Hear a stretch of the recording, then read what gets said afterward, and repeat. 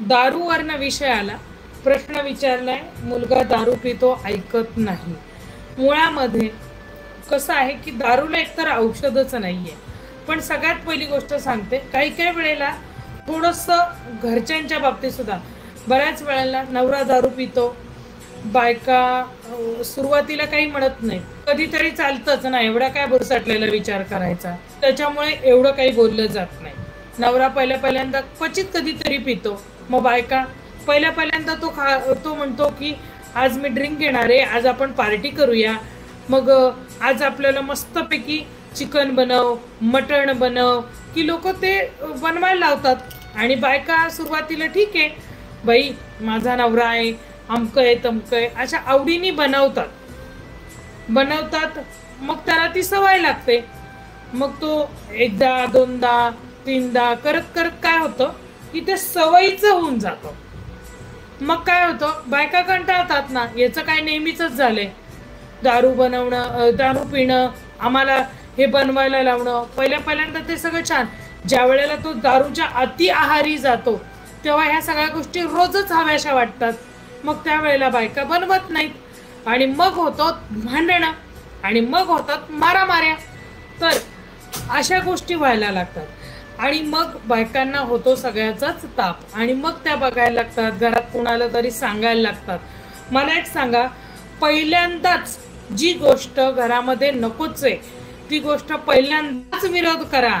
त्या गोष्टीला प्रोत्साहन करू नका. अजिबात दारू नावाची गोष्ट घरामध्ये घेऊ नका.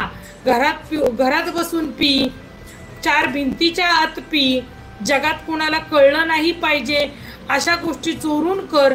काय गरज आहे या सगळ्या गोष्टी करायची? पहिल्यांदाच विरोध करा, हिम्मत दाखवा. नाही करू शकत, कुटुंबाशिवाय कुणीही राहू शकत नाही, हे लक्षात ठेवा. आई वडिलांनी सुद्धा मुलांना ह्या गोष्टीमध्ये प्रोत्साहन देऊ नका. आत्ता माझ्याकडे एक फोन आला होता मध्यंतरी, एक 5-6 दिवसापूर्वीची गोष्ट आहे. मुलगा आई बापाला बोलतोय की तुम्ही आम्हाला दारू प्यायला पैसे देऊ शकत नाहीत, माझे मित्र मला फुकट पाजतात, तर तुमच्या काय पोटात दुखतंय का? हे बोलायची हिंमत मुलं करतायत आई वडिलांना. आई वडिलांच्या पोटात दुखू शकतं का मुलांच्या आनंदामध्ये?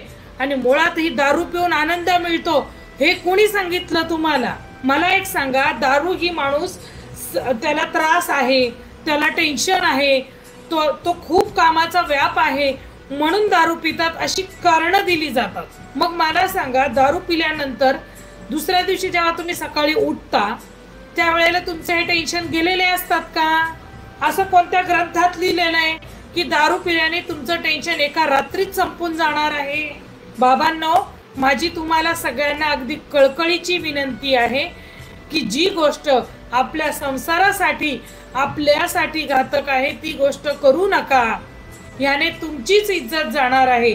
बिल्डिंग मधली लोक तुम्हाला नावं ठेवतील, तुमच्या नातेवाईकांमध्ये तुमची बदनामी होईल, समाजामधून तुम्ही उठाल, पत्नी इज्जत देणार नाही, मुलं इज्जत देणार नाही.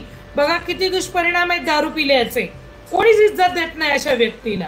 सगळे काय म्हणतात, हे नको तो बेवडा आहे, त्याचा काय भरोसा आहे. मग अशी गोष्ट करायची कशाला? अजिबात सुद्धा त्या दारूच्या बाटलीला घरामध्ये घेऊ नका, फोडून टाका त्या बाटल्या.